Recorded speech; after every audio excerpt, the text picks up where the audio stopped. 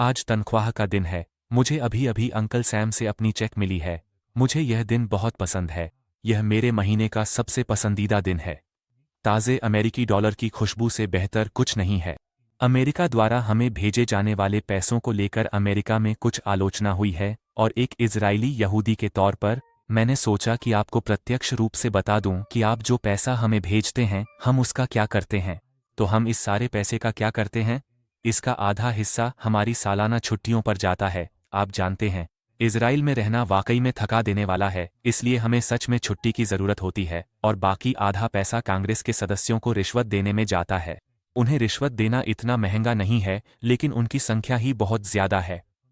व्यक्तिगत रूप से मैं विस्कॉन्सिन के प्रतिनिधियों को रिश्वत देने का जिम्मेदार हूँ। मैं एक लिफाफे में कुछ $1000 डालता हूँ, उस पर हैप्पी बर्थडे या कुछ और लिख देता हूँ, और जब मैं उनसे मिलता हूँ तो यह बहुत ज़रूरी है कि लिफाफा मेज़ के नीचे से सरका दूँ।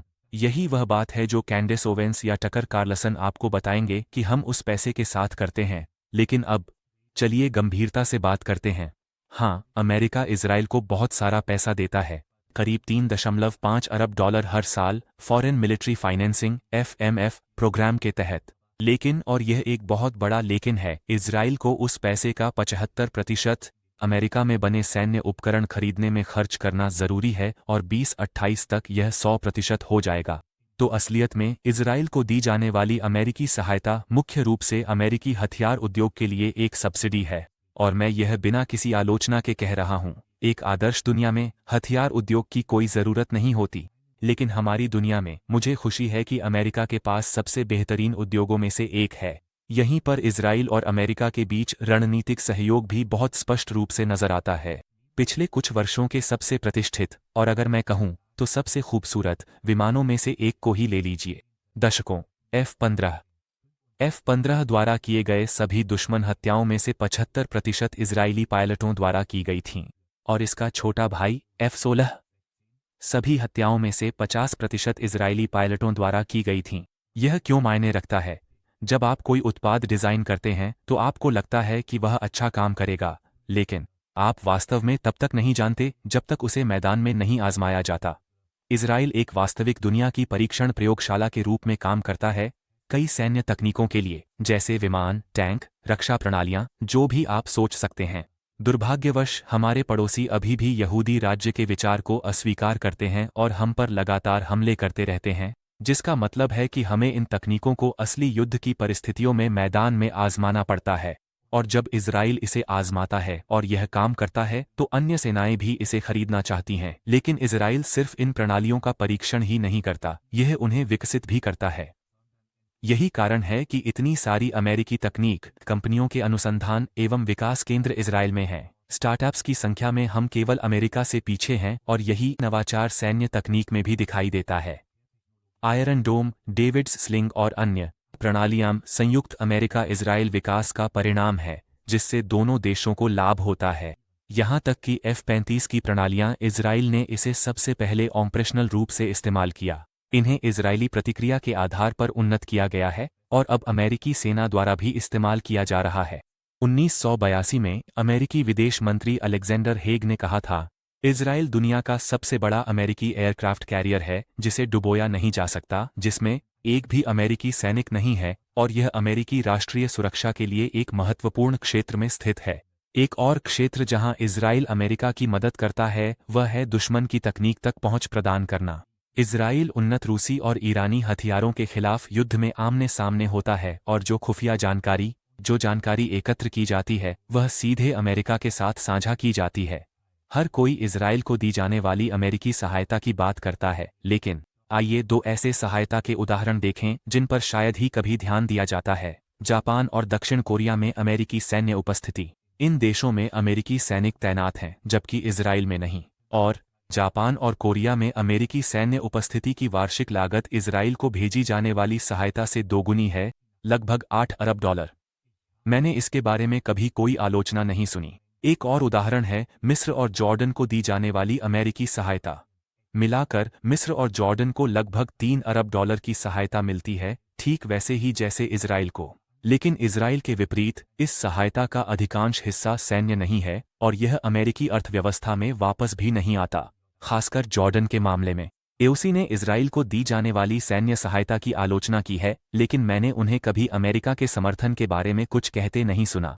मिस्र के लिए और एक प्रगतिशील वामपंथी नारीवादी के रूप में आप सोचेंगे कि वह इस तथ्य से हैरान होंगी कि 80% मिस्री महिलाएं, आप जानते हैं मैं किसकी बात कर रहा हूं, उससे पीड़ित हैं। लेकिन जाहिर है मानवाधिकार केवल तभी मायने रखते हैं जब दोषी कोई श्वेत पुरुष हो, कम से कम प्रगतिशीलों के लिए। बिल्कुल इस सहायता की वैध आलोचना भी है, यहां तक कि इजराइल में भी यह अत्यधिक निर्भरता पैदा करती है। यह इजराइल के घरेलू रक्षा उद्योग को नुकसान पहुंचाती है, यह असुरक्षा को बढ़ाती है। अमेरिकी राजनीतिक दबाव, यह हथियारों की दौड़ को बढ़ावा देता है। जितना अधिक अमेरिका इजराइल को देता है उतना ही वह अरब देशों को भी देता है, और शायद सबसे महत्वपूर्ण बात, यह अच्छा नहीं दिखता। अब हम देख रहे हैं कि इस सहायता का इस्तेमाल इजराइल के खिलाफ जनमत अभियानों में हथियार के रूप में किया जा रहा है। यहां तक कि नेतन्याहू ने भी अतीत में इसे धीरे धीरे समाप्त करने की आवश्यकता के बारे में बात की है। मैं कोई सैन्य विशेषज्ञ नहीं हूं, बस एक निम्न स्तरीय मोसाद एजेंट हूं जो एक टूर गाइड के रूप में गुप्त रूप से काम कर रहा है। लेकिन मैं जो जानता हूं वह यह है, अगर आप सारी शोरगुल, फायदे, नुकसान, राजनीति F-15 हटा दें, तो अमेरिका इजराइल गठबंधन पैसे पर आधारित नहीं है, यह साझा मूल्यों पर आधारित है, लोकतंत्र, स्वतंत्रता और पश्चिमी सिद्धांतों पर। और यही वे मूल्य हैं जो इस गठबंधन को इतना मजबूत बनाते हैं। हर बार जब मैं कहता हूं कि इजराइल या अमेरिका लोकतंत्र हैं, हमेशा कोई न कोई कमेंट्स में लिखता है इजराइल लोकतंत्र नहीं है। किसी असली गैर लोकतांत्रिक देश में रहने की कोशिश करो। रूस में पुतिन की आलोचना करके देखो और देखो कितनी जल्दी तुम्हारे बालकनी से गिरने की संभावना आसमान छूने लगती है। या किसी मुस्लिम देश में चले जाओ जहां नेतृत्व के खिलाफ एक शब्द बोलना भी तुम्हें जेल में डाल सकता है या उससे भी बुरा हो सकता है। फिर वापस आकर मुझसे बात करो इजराइल और अमेरिका के बारे में।